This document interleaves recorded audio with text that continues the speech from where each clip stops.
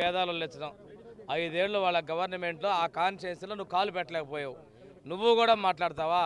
ఈరోజు ఇసుక అత్యంత తక్కువగా ఎంతకైతే 1300 1500 ట్రాక్టర్ తీసుకుంటున్నారు, ఏర్లో పోయి ఫ్రీగా తెచ్చుకుంటున్నారు. మీరు కూడా ఇలాంటి బుర్ర తెలితే ప్రజలు నమ్మే పరిస్థితుల్లో లేరు. అవినీతి గురించి మాట్లాడే అర్హత మీకు లేదు.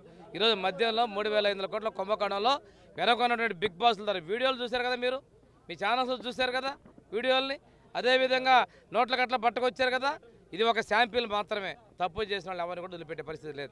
క్యూఆర్ కోడ్ కదయా, మేము ఆ రోజు కష్టపడ్డాం, మమ్మల్ని ఇబ్బందులు పెట్టారు, చరిత్ర మీరు మర్చిపోతున్నారు. మేము ఎవరూ ఇబ్బంది పెట్టట్లా. పెట్టుకోండి, ఇబ్బంది ఏమవుతుంది? ప్రజలు చేసిన తర్వాత సంవత్సరం కూడా అవుతుంది. నేను తిరస్కరించారు ప్రజలు. 11 పర్మిట్ చేసి ఇంకా నువ్వు మాట్లాడితే ఇలాగా ప్రజాస్వామ్యంలో మీకు స్వేచ్ఛనిచ్చాం. చేయండి, మీ ఇష్టం వచ్చినట్టు చేయండి. సినిమా సెట్టింగ్ వేయడానికి పైన ఏమైనా వేసామయ్యా? పైన ఏమైనా షెడ్లు వేసామా? వెనకేమైనా కనిపించినాయా?